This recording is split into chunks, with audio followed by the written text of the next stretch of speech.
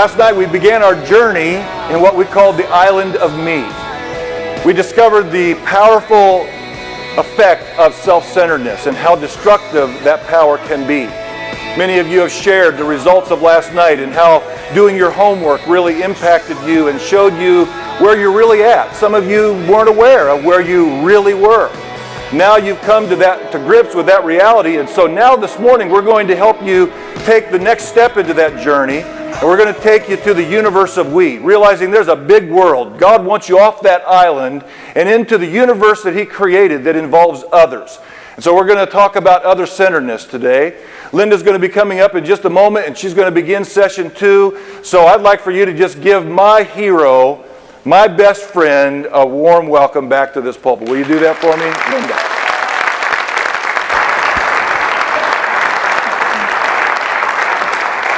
Thank you.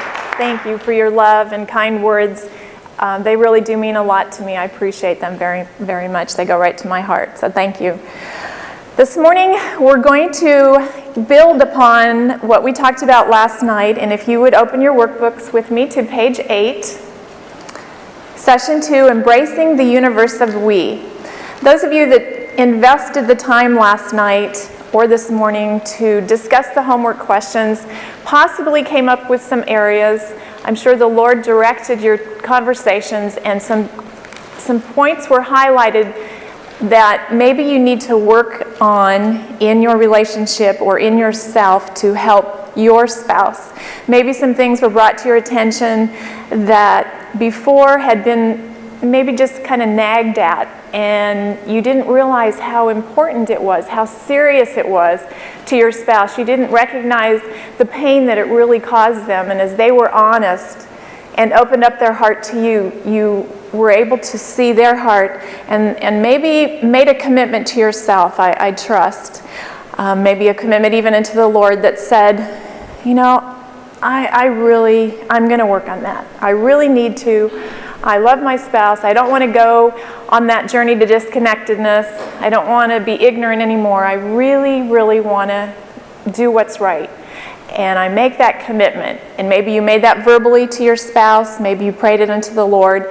This morning we're going to address the fact that commitment alone, even though it's a very good first step, a renewed commitment to do the right thing in and of itself is not enough to turn this around. It's a good beginning, but in and of itself it will not be enough. Change is not behavior modification or renewing your commitment to do what is right. It comes only with a change of the heart. A lot of times when we make those commitments, it's our mind, and we have to make a decision, and we do have to act upon that. But for real change to take place, and we know as believers, we know what Christ has done in our heart and the change, how He took us from the old creature that we were and how He has created in us a new being and a new heart. Well, that is the same thing that we need to avail ourselves to Him to do within our relationship. We need to go to Christ, ask Him to give us a changed heart. First, ask Him to give you a broken heart. A broken and contrite heart is pleasing unto the Lord. Ask Him, give Him permission to work in your heart so that you will become broken over the pain and disappointment that you may have caused your spouse. Maybe in your eyes it doesn't seem to be that significant of a problem. You just maybe want to attribute it to your personality. This is just the way I am. This is the way I've always been. This is how I was when we got married. Didn't you know I'd be like this? But over the years it has caused pain and hurt, possibly disconnection, and allow the Holy Spirit to give you a broken and contrite heart over that. When we see ourselves acting in sin, when we cause pain to our spouse, we're going to be on the road to recovery.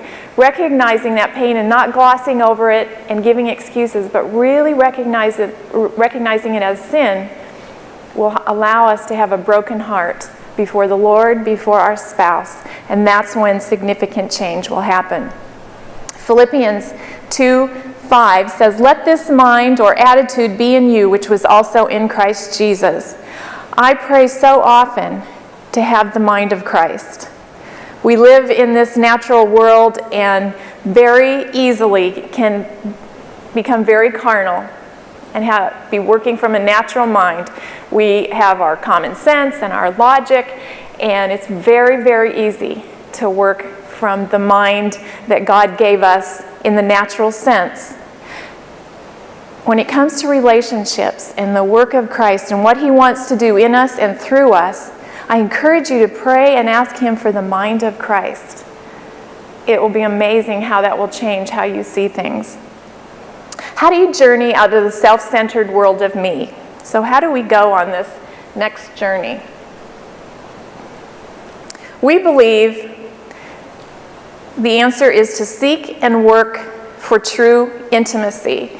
We have given there in your workbooks, the middle of page 8, 4 ingredients that we have discovered are always a part of a relationship that's experiencing true intimacy. Just like a recipe, if only 3 or 2 of the ingredients are there and there's 1 or 2 that are missing, your relationship is going to suffer. Maybe it'll just put you near the top of that journey to disconnectedness, but there will be a suffering. You will not enjoy the true intimacy that God intended you to have. He intended for your relationship, your marriage, to be such a safe place, such a refuge, such strength to come from that together you would serve Him and do His purposes in your life, and not for it to be a source of pain, of stress, of overwhelming problems. And we believe through what we have experienced, what we have heard from God, what He has shown us through His Word, that these 4 ingredients are very, very critical. And if you will seek to have these, you will experience true intimacy in your home and your relationships. Awareness, safety, honesty, and forgiveness. This morning we are going to take each one of those, look at those individually, and just kind of examine what is meant by that. And we ask you to open your heart, your mind, and ask the Lord, is this an area that maybe we need to work on? Something that I wasn't aware of, but is that something that He would have us to work on in our relationship? The first one is awareness. Awareness. As I mentioned last night, I don't know if you picked it up, but I just said a few times, Tim and I were oblivious to where we were. We weren't aware of where our relationship was. We were busy doing the work of the Lord, raising a family, doing good things, doing godly, honorable things.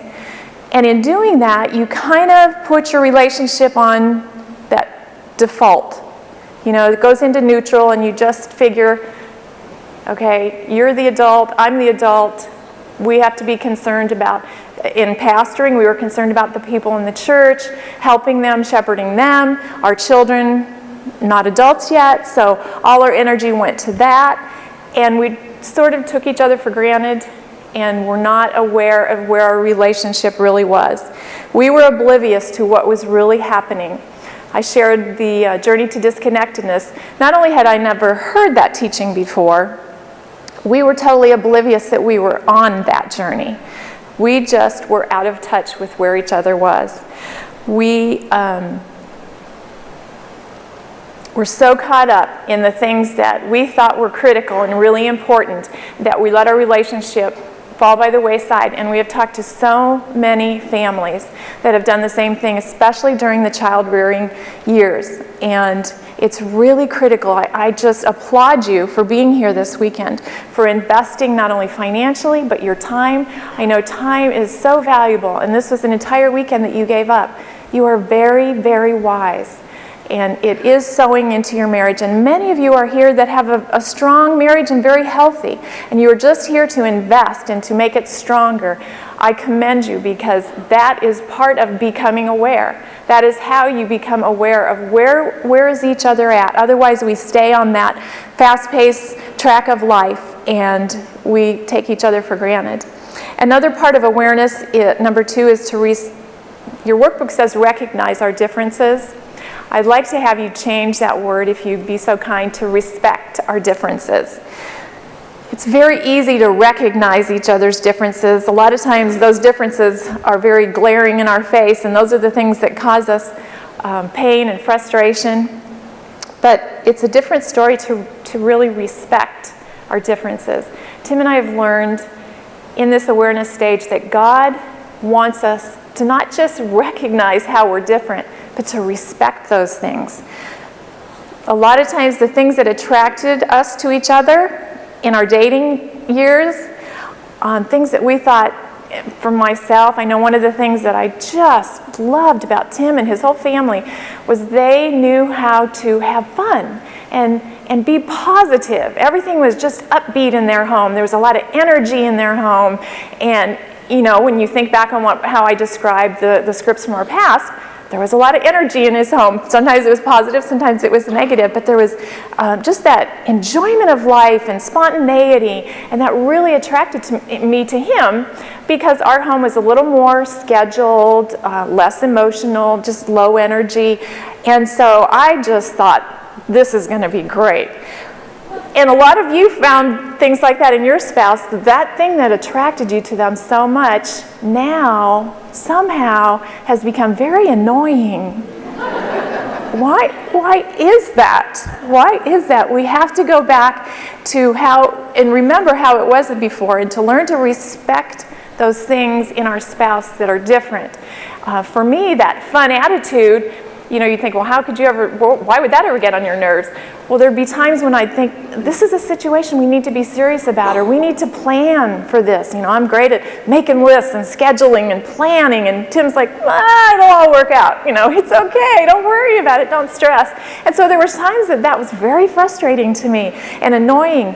And then if you don't catch it before it grows, it becomes criticism.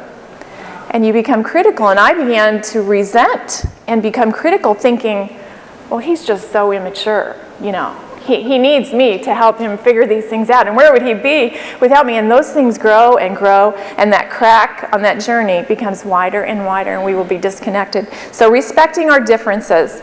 And thirdly, under awareness, I ask us to remember the cross, reflect upon the cross.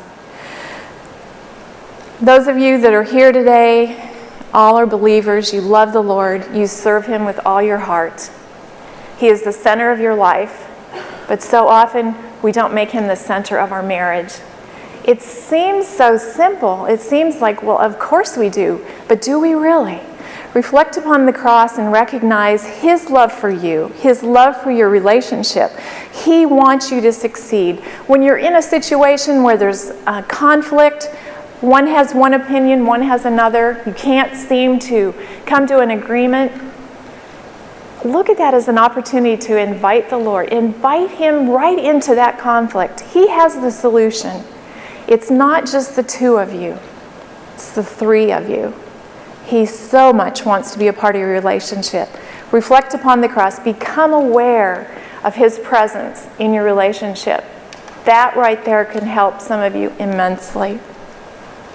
Okay, after awareness, our second step is safety. 1 Peter 3:7-8 tells us, husbands, in the same way be considerate as you live with your wives, and treat them with respect as the weaker partner.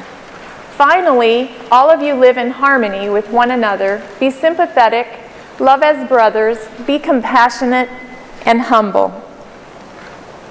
This passage of Scripture is written to both men and women. It starts out addressing husbands, but it talks to all of us and says to live in harmony. We cannot recover. If you found yourself on that journey to disconnectedness last night, you cannot recover until you feel safe. I am amazed at how many relationships we meet in which one or both parties do not feel safe in that relationship. Now, when I talk about safety, I'm not referring to physical safety. And if that's the situation for anybody listening, I encourage you, implore you to find some help. God has an answer for you, but He does not want you to stay in a situation where you're in physical danger. He does his desire would be to restore that relationship, but you need to find help. I'm rather this morning talking about emotional safety. It is amazing to me the amount of men and women, men, that do not feel safe in their relationship. They don't feel, maybe safe isn't the word they use because that doesn't sound manly, you know. The men are the strong ones and they have the courage and they're bold, and they do, and we need them for that. But many times in a relationship, the one that is to love them no matter what causes them to be fearful in a way that they cannot be honest. They cannot come home from work and be open with their heart and really share what is on their heart, because they know that their spouse will either, one or the other, will either fly off the handle, react in a way that's just in shock and demeaning, yelling, screaming, or the other response, sometimes when a spouse is told something that they just can't handle, they'll just totally shut down. Just withdraw, close them out, not talk to them for a couple days, never go back to that subject that was brought up. That is wrong. We need to examine that. We have to have a safe environment in our homes. Of course, children need that too. And that's needless to say. The parents are to create a safe refuge for children. But I am just amazed at how many people do not, as married couples, do not find a safe refuge within their relationship. We cannot recover until we are safe somewhere. We must be safe with our spouse.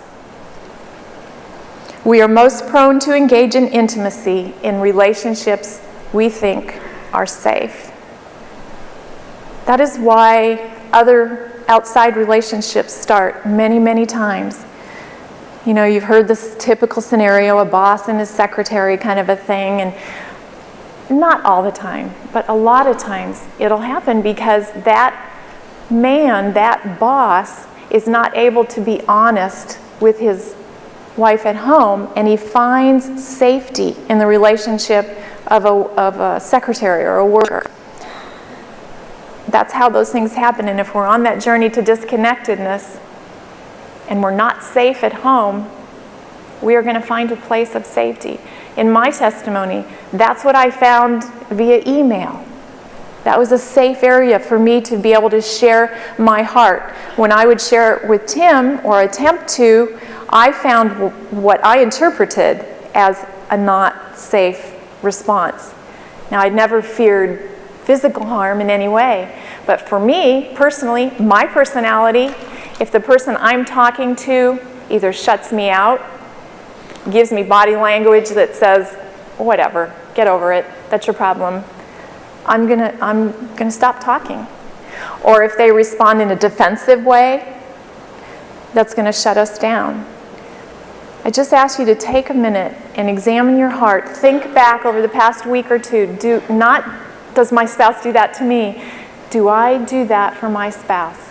Do they know they can come home and tell me anything, share anything that's on their heart, any struggle, and that they will find a safe refuge within me, that their words, their heart is safe in my heart? The greatest need of a man is honor. And the greatest need of a woman is security. Both of these are wrapped up in the safety issue. If your husband, women, feel honored by you, they feel safe.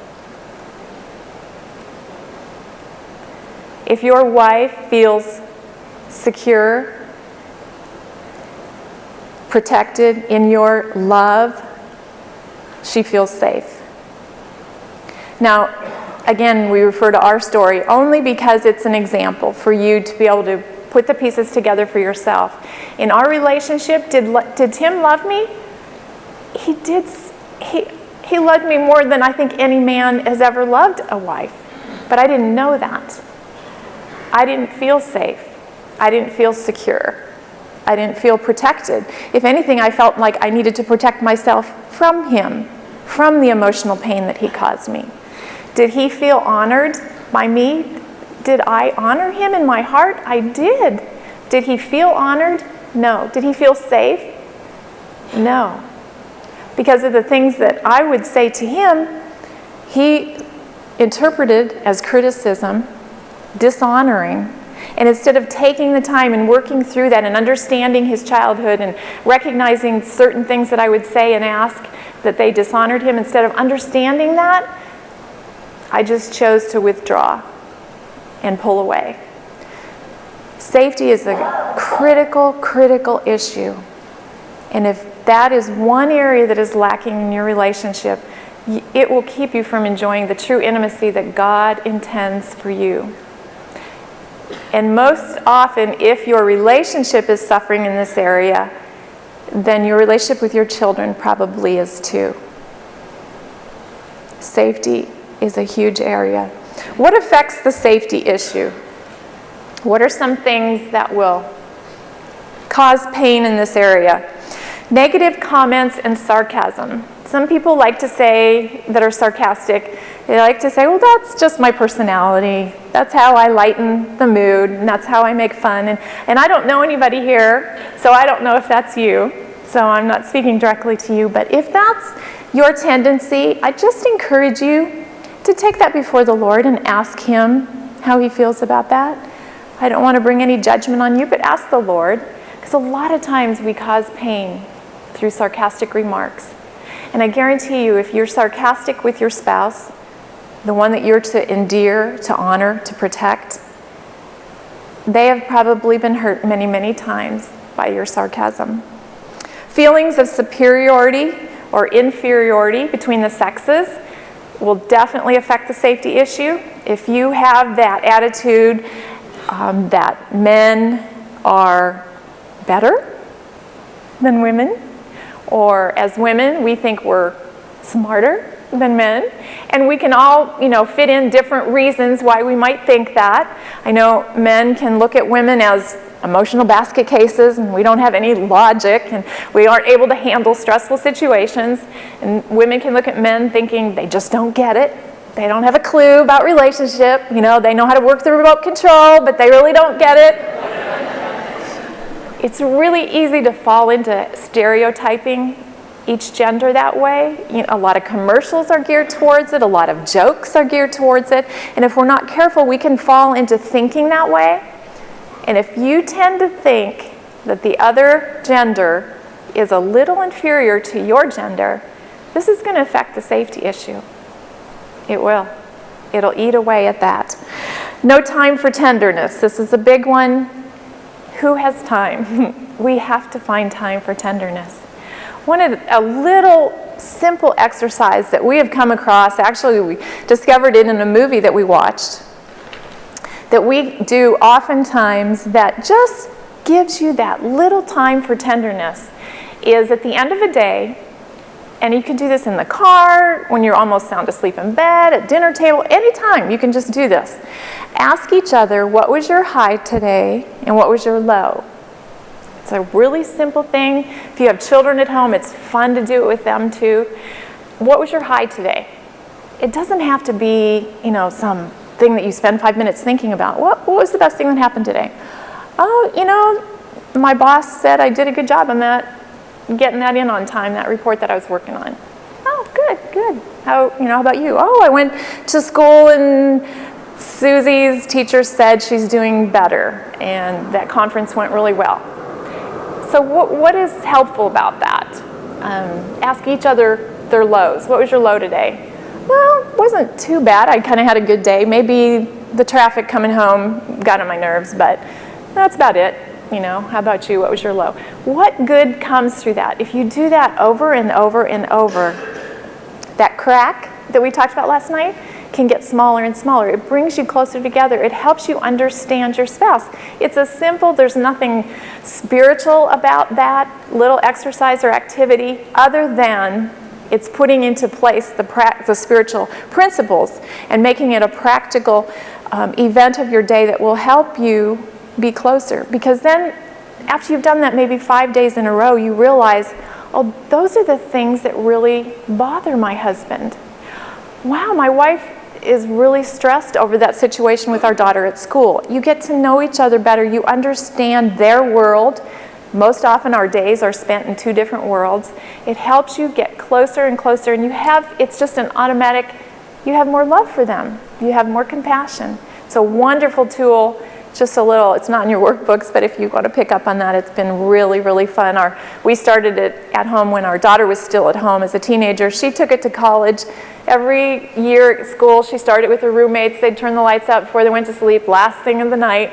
What was your high today, Corey? What was your low? And it's just an incredible thing. But whatever it takes, set aside some discipline that will help you have time for tenderness, time for just each other. I know for some of you, your schedules are horrendous. When somebody gets up to leave for work, how late a child might keep you up at night.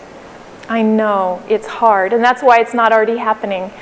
But just take it from me. It's really important, and it will help you over the long run. If you can today think of a way to create time for yourselves in your relationship.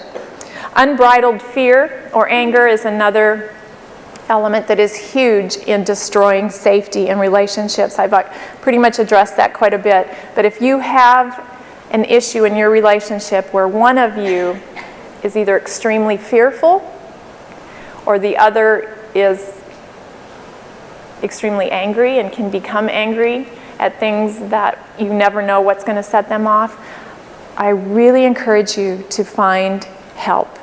Seek out help. You need help because that is affecting the safety environment in your home, and it will cause you to be disconnected. You will not enjoy the true intimacy God has for you.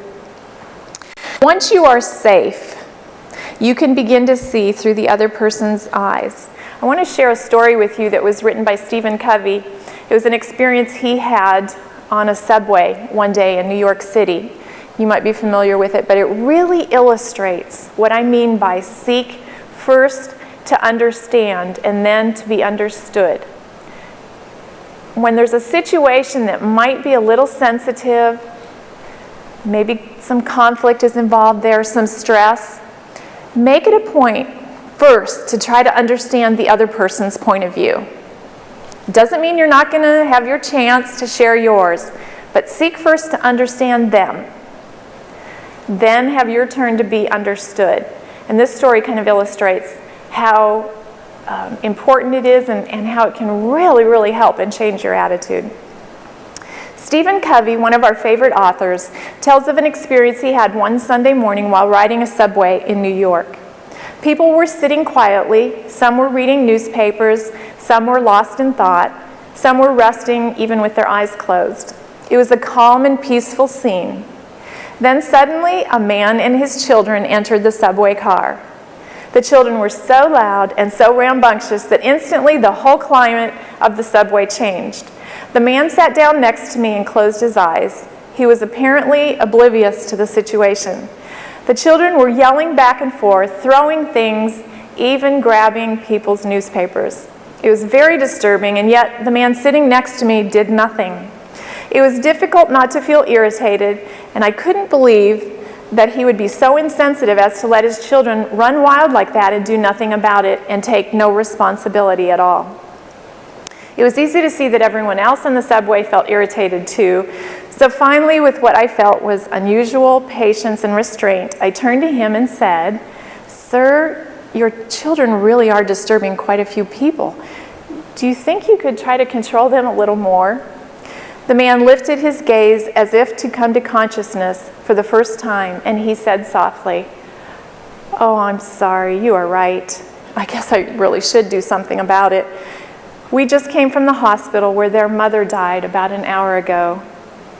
I don't know what to think, and I guess they don't know how to handle it either." Suddenly, Covey writes, I saw things differently. And because I saw differently, I thought differently. Because I thought differently, I felt differently, and I behaved differently. My irritation vanished. I didn't have to worry about controlling my attitude or my behavior. my heart was filled with the man's pain. Feelings of sympathy and compassion flowed freely, and everything changed in an instant. Now, it's easy to relate to that story, and we think, oh, wow. Maybe we don't understand why children who have just lost their mother would be rowdy and rambunctious, but that doesn't matter. We would still be filled with compassion for them because we understood their perspective. We understood the world from which they just have come. That's how incredibly helpful it can be for us if we will try to understand our spouse first. In a situation, we think we already know everything they're going to tell us. But really, just like in this situation, try to hear their heart. Find out what's going on behind the pain or behind the frustration or behind the action that may have caused you pain. Try to understand them first. It's difficult if we're used to being defensive and wanting to get our point across. It's difficult at first to use this discipline, but you will see tremendous results in conflict resolution if you will try to do that. Try to understand them first. Then they try to understand you and you share your perspective. It's an incredible solution to some conflict situations. So seek first to be understood, or to understand rather, and then to be understood. Always remember, the level of intimacy is directly affected by the level of fear and anger in your relationship. If you are disappointed at the level of intimacy in your relationship, I encourage you to look at those two elements. Is there fear or anger in your relationship? Having a safe environment will allow you to explore those and be honest with each other and get the help you need. Okay, if you would turn to page 10, we will look at the third ingredient in true intimacy, which is honesty. Honesty, your relationship must be based on the truth. When we talk and share our story, we often share that in the area of safety, Tim feels like he failed me. In the area of honesty, I failed Tim. I wasn't able to be honest with my feelings. I chose to withdraw, to take them before the Lord, but He wants us to be responsible. The Lord wants us to be responsible most often and to take those feelings and be honest with our spouse. That is how true intimacy is going to take place. I wasn't able, I didn't find the courage that I needed to be honest with Tim. Ephesians 4:15 tells us, speaking the truth in love, we will in all things grow up into Him who is the head, that is Christ. Speaking the truth in love. Remember that point too. I've had people come to me after a conference and say, well, I wish my spouse had your problem and that they weren't able to tell me the truth and they weren't able to be honest, but my spouse is so honest, I just want to say time out sometimes because they're overly, it's always nag, constant, I'm always hearing the truth. So it's important in that verse that we recognize that we're to speak the truth in love. We're to be honest, but we have a responsibility for how we deliver those feelings. First, we need to be honest with ourselves. Accept the responsibility for what we have done to deteriorate our marriage. We have all done things. It's really easy and very glaring for us to see the things that our spouse has done to disappoint us. We need to be honest with ourselves. What have I done? What are some things I could change? Be honest with yourself. Be humble enough to identify where you have failed and admit the anger that you have harbored towards your spouse. If you're more of an inward person and you haven't been outwardly expressive of some of those feelings, you might not think you have anger, but what it has done is it's gone inward, and we call that resentment. Resentment. When we've gone from just being annoyed to becoming critical to criticizing, eventually it becomes resentment. And if we have resentment in our heart against the one that we're to love and to be intimate with, it's not going to work. We are not going to be emotionally intimate with the person that we're resentful against. It's not going to happen. We have to be honest with ourselves about that resentment that may have built up over the years, over things that we feel like we deserve to be different. After we have spent time being honest with ourselves before the Lord, we need to be honest with our spouse. Be courageous enough to communicate that there are areas you need them to work on. And in being honest with them, trust God enough that if you face the conflict, He will bring about a good result. It sounds easy, I know. Trusting God enough that if I face the conflict, He will bring about a good result. Maybe you even ventured into some waters last night or this morning in your conversations and discussion about the questions that it hasn't brought about a good result yet. Continue in that way. Continue being honest. Continue going before the Lord with it. He will bring about a good result. Sometimes we want and expect it to be suddenly, but as we follow the steps that He has given us through Scripture and being honest and preserving that relationship and honoring each other, providing a safe environment for each other, being honest, allow the Lord to do the work that He wants to do. You know, when we went to counseling, Tim and I were privileged after 6 weeks of being on a waiting list, we were privileged to go to a place in Stonegate. It's called Stonegate Counseling Center in Colorado. And it's an intensive care. You go for like 10 days, you live there, eat there, and all you do all day long is either be in counseling or be in reading that they have assigned to you. And it was a blessing from the Lord that was provided for us. But of all things, I was so surprised by what the counselor highlighted for me was my main issue. And it has to do with what I just shared, trusting God enough. I didn't trust God. And I was like, what?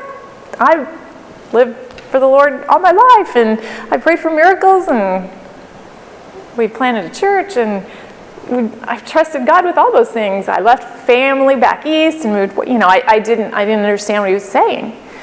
He said, Linda, you didn't trust God enough that if you were honest with Tim, He would bring about a good result. I didn't trust God in that one area. It was eye-opening to me. I never thought of it that way. And I don't even always share that in our conferences, so maybe I'm sharing that for somebody here this morning that feels like, you know, I'm doing everything I can, but so many times we try to do it on our own. We really need to trust God, put it in His hands, and that doesn't mean be passive. We still have to take active steps. He will direct you and tell you what to do. But we have to step out, be courageous with His Spirit infilling you, giving you that courage to trust God enough to be honest and provide a safe environment that He will bring about a good result. He wants your marriage to survive. He wants it to thrive. He wants to use the two of you for His work. And He wants us to get this figured out. Remember, it's the three of you, not just the two of you. We're going to take a little break now, have another couple huddle. And what we're going to do in this huddle is actually use the first three steps that we've just talked about. We're going to use the safety, the awareness, and the honesty in doing this, okay? It's on page 11.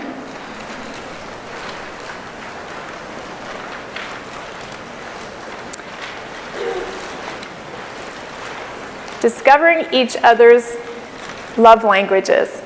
I'm sure many of you are familiar with the teaching and the several books by Gary Chapman on the 5 love languages, the 5 languages of love. And what we're going to do this morning, we're going to explore it a little bit more. We want not only for you to know and discover what your love language is. Some of you might have already done that. But we want you, more importantly, to discover what your spouse's love language is. And then after that, we want you to talk back and forth about 5 practical ways that you can actually express that language to them. Let me go over it briefly just for those that may have never read that book. Could I have a show of hands of those of you that are familiar with the teaching? And can you keep them up for a minute just so I kind of see? Okay. Okay. Thank you. Thank you. All right. There's a good amount that are not familiar with it, so just bear with me, and I'm just going to give a really, really quick condensed version of a wonderful teaching. It's a very practical teaching of how we can love not only our spouses, our children, anybody in our lives. Basically what his teaching is that there are 5 different ways that most of us express love and receive love. He calls these 5 languages. And the purpose in discovering your spouse's language is this. If, for example, I spoke French and Tim spoke Spanish, and we did not understand each other's language, we could love each other to death, but we wouldn't really understand how much. I mean, I would pick up from body language and aura. You know, there'd be some acknowledgement. I'd understand, well, he's not angry with me at least. You know, he's putting his arm around me and there's tenderness. But I wouldn't understand his words. I wouldn't get the full impact of what his love for me would be. And vice versa, if we didn't understand each other's language. So it's really critical, really helpful, if you will figure out what your spouse's language is. How do they receive love? Because what can happen so often is we will speak love, we will give love to the people in our lives in the language that we speak. And that makes sense. That's our native language. But a lot of times they aren't even hearing it as love. Maybe it's a nice thing, but it doesn't impact them the way we really mean it to.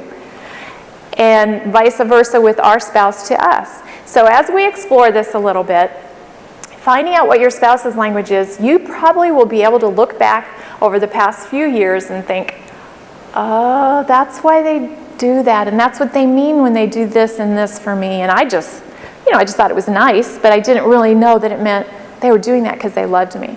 So it's really, really helpful. The 5 of them are listed there in your workbook on page 11. The first one is words of encouragement or affirmation.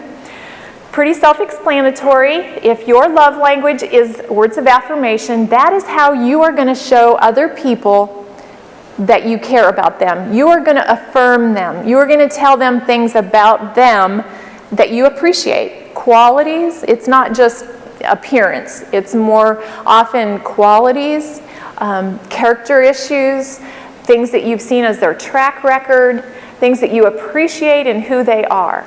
Now, if words of affirmation is your love language, you would just shrivel up and die inside and really question if you are loved if the people in your life didn't give you those words of affirmation. Probably, if that's your love language, it's ringing a bell with you and you're thinking, yeah, that's when I really start to feel like we're not close anymore, when my spouse isn't telling me those things. And when I hear 1 or 2 of those comments, I'm like, oh yeah, and you get your shoulders back and it means a lot to you. If that's the case, words of affirmation is probably your love language. Secondly, physical touch and closeness. These are non-sexual touches. This is not about physical intimacy as much as it's about touching in all kinds of ways. It can be a brush of a hand across the shoulder, holding hands, sitting close enough that you're touching, any kind of physical contact, anything. Just, squeezing of the shoulders, something that's non-sexual, but that physical touch just sends that little jolt down to your stomach, and you're like, you get the butterflies, and it means, oh, they're thinking about me, they love me. And if that is something that you long for and crave, and maybe that's how you express love, then that is probably your love language. Acts of service is the third one. Acts of service can be anything that another person does for you that they really didn't have to do. Mowing the lawn, doing the dishes, doing the laundry, putting the kids to bed, anything that typically might be your responsibility, and they just out of nowhere say, I'll do that for you. And to you, that just means they really love me. I feel loved and taken care of when they do those things. Then acts of service is probably your love language. Now, before I continue, know this, that we all like all 5 love languages. Yes. I mean, I love, when Tim will do something that typically isn't his responsibility, but that's not my love language. So it's really important that we narrow it down to what is the one thing I couldn't survive without, okay? Okay, number 4 is quality time. highlight this note, quality time is not watching TV together. Just doesn't count as quality time if that's your love language. Now that can be an act of tenderness, a time for tenderness if you're together and touching and you watch TV together. That's always good for that. But quality time is one of two things. It's either an activity that you both really enjoy doing together, like not just an activity one of you enjoys and the other one comes along to support and join. But if it's something you both really love doing and you do it together, that can be quality time. More often, quality time is eye-to-eye conversation. Eye-to-eye conversation. So quality time does not happen in the car either, driving. I have found that the hard way. I can lose Tim's attention very, very quickly. He's a very intense driver. And that's why the traffic got to him as soon as we got back to California. He takes it very seriously. He's a frustrated race car driver, I tell him all the time. So we can't have quality time while he's driving and I'm sitting in the car. And that's unfortunate because a lot of us find ourselves in that situation. But it's just not going to happen. It's usually eye-to-eye conversation, uninterrupted time where you can just share your heart, okay? If that is what you need, if you go for periods of time and you don't have that and you start to feel distant from your spouse, that is probably your love language. The fifth one is gifts. These are spontaneous gifts. If gifts is your love language, it doesn't matter to you what the gift is. You won't care at all. You know, if it was purchased at Nordstrom or Walmart, you won't even care. It could be a flower that was picked from the front yard as the spouse walks into the house and gives it to you. It doesn't matter what the gift is. It just means to you it's huge because it says they were thinking about me and they chose to go get that item, whatever it is, to express love to me. This is the most rare of the different languages. Usually in an audience, there are fewer people with this as their love language, but if it is yours, you know it, and it just speaks volumes to you. And I know gifts is not mine either because I do care if it was a flower from the front yard or a diamond ring. That's big to me, so gifts isn't mine. Tim and I have figured ours out, and his is definitely physical touch by far. He has let me know that, and you can see again from our scripts from our past how that, because we didn't know that for a long time, that caused distancing for us. I didn't touch a lot because I hadn't grown up to do that. We didn't do that. I had to learn to do that. That sounds weird, sounds forced and awkward. It isn't. It's just an opening of your heart when you realize the one that you love, that you want, the person you want to know that you love them so much, that that's what they need. When you open up your heart to that, you can learn new ways and new things. I share this, that one of we're going to talk about and ask you to list 5 practical ways to show your love language. And that at first might sound a little weird or awkward, but the reason we want you to do that is because as you look at your gift, your love language, there are specific ways for your spouse to receive that would mean so much to them. And I share this about Tim's touch language. He had a special way for me to touch him that just, to him, it was huge. And it's kind of silly. Some people find it humorous. Some people probably are surprised that I even share it. But for him, when he would walk, like let's say in a mall when there'd be lots of people around and people in front of us, when he would see, and oftentimes it was like high school kids, a girl with her hand in the guy's hip pocket, just like that, his heart would just bleed. He just thought, oh, how can they get to have that? And I would love Linda to show me that kind of love. That, to him, that was huge, you know? And now there's times when it's appropriate and times when it's not, but as often as I can, now that I know that, I choose to do that for him. We were just back here in California and walking out of one of the stores this week and walking through the parking lot, and I just did that, and he just looked at me and he smiled because he knew why I did it. I did it for him. I did it because I loved him. I wanted him to know, and I wanted everybody else around to know that I loved him. My love language, we have found, is quality time. And so I was starving in that area because of the schedule of our life. And like I shared, I would try to squeeze that quality time in when we were in the car. And boy, I would just get hurt over and over because, I'd start in a conversation on something and immediately something would happen on the road that took his attention. And that was, to me, that was the end of the conversation. And I would shut down and I'd pull away.